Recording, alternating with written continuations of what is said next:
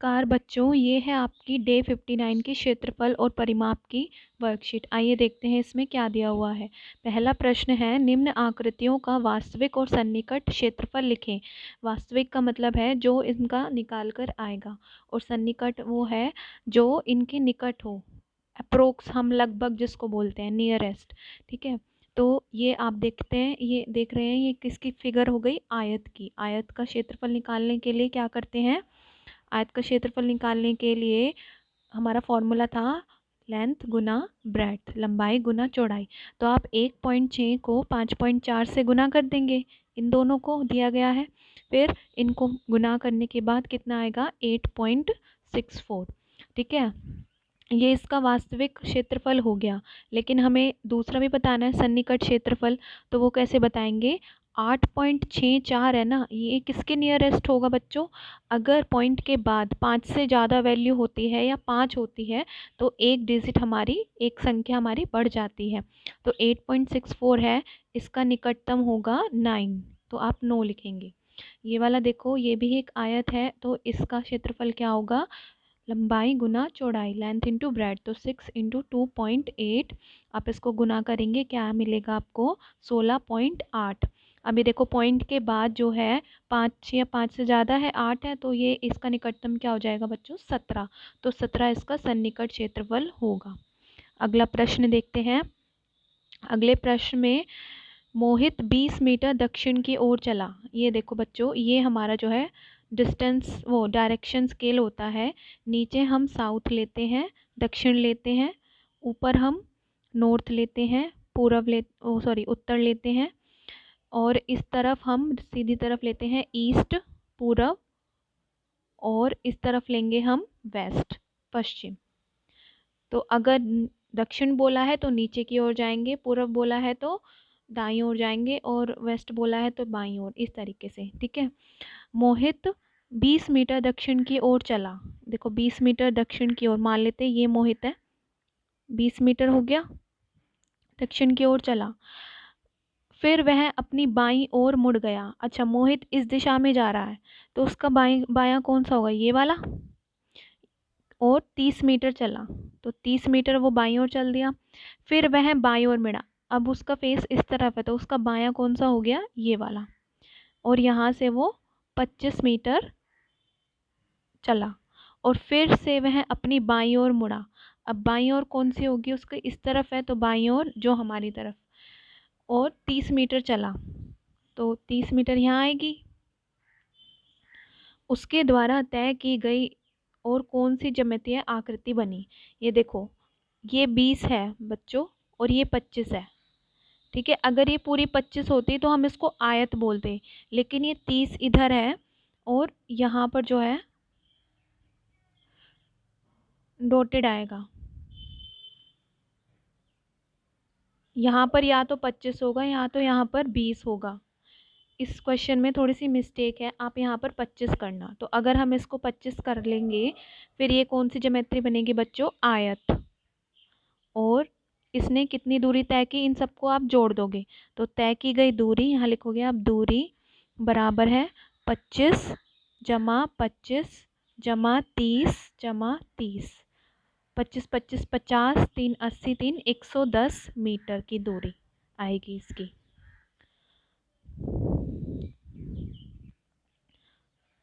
आप यहाँ पर इसको 25 कर लीजिएगा। अगला क्वेश्चन देखते हैं। एक आयत जिसकी भुजाएं 8 व 6 सेंटीमीटर हो लीजिए। हमने ले लिया, इसको ले लिया 8 सेंटीमीटर, इसको ले लिया 6 सेंटीमीटर। आयत को विकर्ण की दिशा में काटें। विकर्ण इसका जो डायगोनल होता है उसको बोलते हैं। हमने यहाँ पर बीच में से काट लिया, तो क्या हुआ? मिला बच्चों, हमें 2 ट्रायंगल मिल गई। ये रही, ताकि आपको 2 त्रिभुज मिल गए। हाँ, एक त्रिभुज को दूसरे त्रिभुज पर रखें। आपको क्या करना है? ये पेपर से करना है। आपको एक ऐसी फिगर बनानी है, पहले स्केल से 8 सेंटीमीटर नापना ए बी को एक पेपर पर, और फिर ऊपर ए डी 6 सेंटीमीटर खींचना। इसी तरफ से जिस आमने सामने 8 सेंटीमीटर, और यहाँ पर 6 सेंटीमीटर एक आपको रेक्टेंगल बनानी है। फिर आपको बीच में से कट करना है इस तरीके से, तो आपके पास 2 ट्रायंगल मिलेंगी इस तरीके की, एक ऐसी मिलेगी और एक ऐसी ट्रायंगल मिलेगी। तो अब आपको ये देखना है कि क्या आप कह सकते हैं कि दोनों त्रिभुज का क्षेत्रफल एक समान है, इसका क्षेत्रफल निकालेंगे और इसका क्षेत्रफल निकालेंगे, क्या इनका एक समान है? और यह भी जांचिए कि दोनों त्रिभुजों का क्षेत्रफल आयत के क्षेत्रफल के समान है अथवा नहीं। तो आप इनको जोड़ के देखेंगे, आयत के क्षेत्रफल के बराबर आएगा। तो आपको ये कागज से करना है और फिर एक कटिंग पेपर पेस्ट उसको अपनी कॉपी में चिपकाना है। फिर आपको देखना है, लिखना है कि हाँ, दोनों त्रिभुज का क्षेत्रफल आयत के क्षेत्रफल के समान है, क्योंकि इसी से तो मिली है, ये कट हो जाएंगी और इसका जितना एक दोनों का समान भी होगा और दोनों को जोड़ेंगे तो वो आयत के समान भी होगा। अगला देखते हैं। एक आयतकार भूमि का टुकड़ा है जिसका क्षेत्रफल 20 वर्ग मीटर है। ठीक है, 20 वर्ग मीटर है, ये आयतकार है ABCD और इसका क्षेत्रफल 20 मीटर स्क्वायर है। एक सामान्य दुकान का निर्माण करने के लिए आप लंबाई और चौड़ाई कितनी ले सकते हैं? ये देखो, आयत का जो क्षेत्रफल होता है वो क्या होता है बच्चों? लंबाई गुना चौड़ाई। हमें दिया हुआ है 20 दिया हुआ, यानी इसकी लंबाई और चौड़ाई इतनी होगी कि उन्हें गुना करके 20 आया होगा। तो इसका मतलब 20 कौन कौन सी टेबल में आती है, हम वो इसके पेयर बना लेते हैं। जैसे कि 2 और 10 है ना, या तो लंबाई 2 होगी या चौड़ाई 10 होगी। 3 की टेबल में नहीं आता, 4 की टेबल में नहीं, 4 और 5, या तो लंबाई 4 हो सकती है, 4 मीटर, और चौड़ाई हो सकती है 5 मीटर, या चौड़ाई 5 हो सकती है, लंबाई 4 हो सकती है। और कौन सा है? 6, 7, 8, 9, 10। हाँ, सिर्फ यही पॉसिबल हो सकते हैं, एक का 20 और एक, ये भी हो सकता है पर ये बहुत छोटा हो जाएगा। तो आप ये पेयर ले सकते हैं, 2, 10, 4 और 5। तो आप इसी तरीके से करके दिखाएंगे इसको। अगला है प्रोजेक्ट, ये आपको खुद करना है। अपने घर में किसी एक कमरे तथा रसोई का परिमाप ज्ञात करें। अपने घर में कमरे देखना और वहाँ की जो है फर्श का परिमाप ज्ञात करना।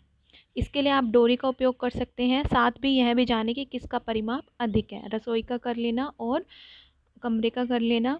कैसे करना है? एक डोरी लेनी है, डोरी को पहले नाप लो ये कितने मीटर की है, फिर अपने घर में जो नीचे फर्श होगा उससे डोरी से आप मेजर करना, जितना आता है उसको कॉपी में नोट करके लिखना और सबको जोड़ देना, चारों साइडों को जितना आएगा वो उसका परिमाप होगा।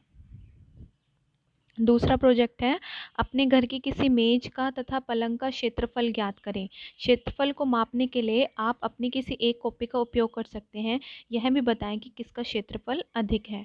आप इसमें भी डोरी का भी इस्तेमाल कर सकते हैं, डोरी नाप के कितनी मीटर की है, फिर उसको मेज के चारों तरफ के साइडे का मेजर करके, पलंग का मेजर करके उनका लेंथ गुना ब्रेड्थ करोगे। ऐसे ही पलंग का करोगे, लेंथ गुना ब्रेड्थ, फिर ये बता देना किसका ज़्यादा है और कॉपी में नोट डाउन कर लेना। अगर किसी क्वेश्चन में कोई प्रॉब्लम आती है तो आप कमेंट बॉक्स में कमेंट करके अपनी प्रॉब्लम पूछ सकते हैं। Thank you.